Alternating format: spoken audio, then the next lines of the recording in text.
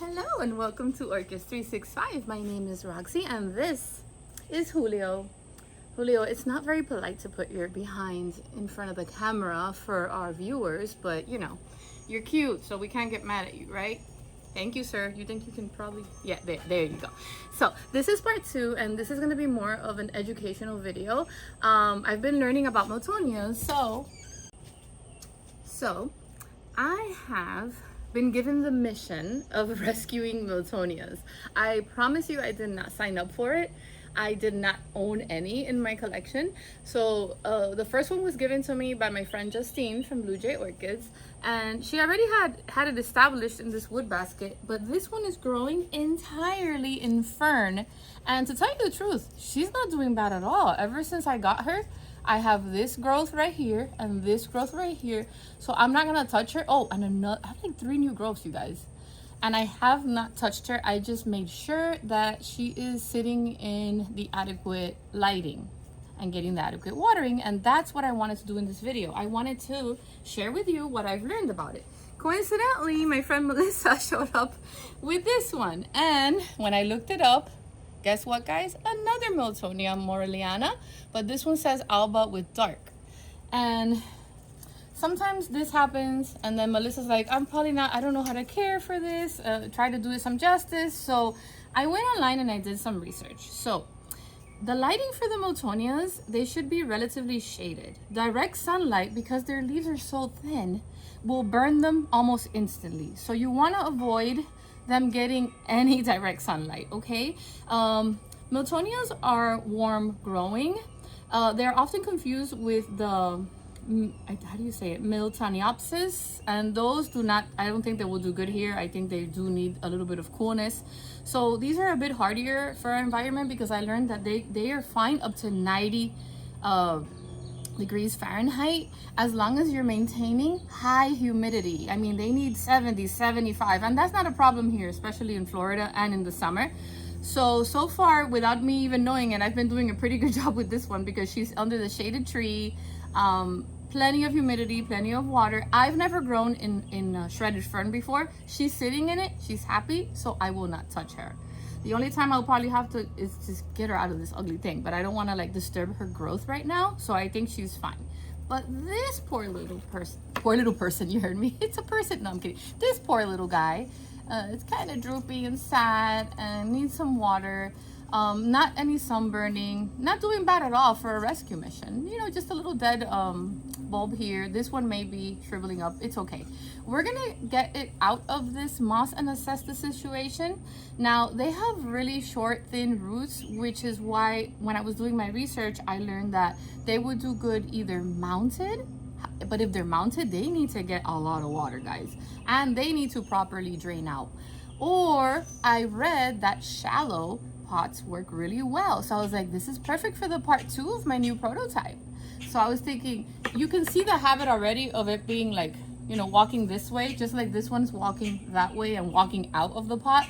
So why not try to pot it up? And if I see that we need media, I'll just add media. So water must be plentiful, and the media must drain perfectly, which that will happen here, because in their native habitat, they're drenched daily. So because of that, they're not they are highly intolerant to salt buildup. So they need to be flushed out every 4th or 5th watering. So I think this pot would be the perfect candidate for it. I already talked about the humidity. The fertilizing is pretty much the same. But when I read that it could be mounted and that shallow pans work better than deep pots, I was like, this is the perfect candidate. And then we can follow its journey and see how it does. I'm gonna go ahead and wet the media, because I don't know what's the situation. Then we'll decide if she's gonna go in any bark, or if we're gonna add more moss. I'll be right back.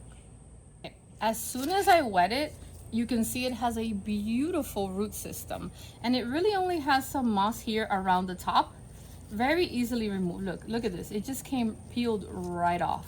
See, look at all this moss. I still do not feel comfortable I know that this is a thirsty orchid, but I do not feel comfortable having something grow in my climate with all of this moss. Okay, this is dead. So, I mean, it could just come right off. I'm just gonna cut the little shriveled dry. Make sure it's shriveled dry. Don't cut it just because it has the discoloration or it's, you know, but if it's dead, you can get rid of it and have more space. See, it's dead. But with this, you want to give it time. If it dies off, fine, but it's just a little thirsty. See, so we're gonna wait. We're not just gonna cut that off because that's not necessary. So we took off all of this moss, and I'm gonna open, see that? Open her up like this because our goal is to mount her, and I think she's gonna look gorgeous. So what we're gonna do now is, like we did last time, oh, I'm still getting moss. What I'm doing is, if there's a little bit of moss, it's okay to leave it there. She's establishing, it's not enough for it to like rot. But what I'm doing is I'm spreading it out. And I think right here in the middle, this is the perfect area for you to secure it with a zip tie. Okay, so we're gonna go ahead and right in the middle, we have a good space. Make sure that this is facing the right direction. Imagine you go all the way and then it's not.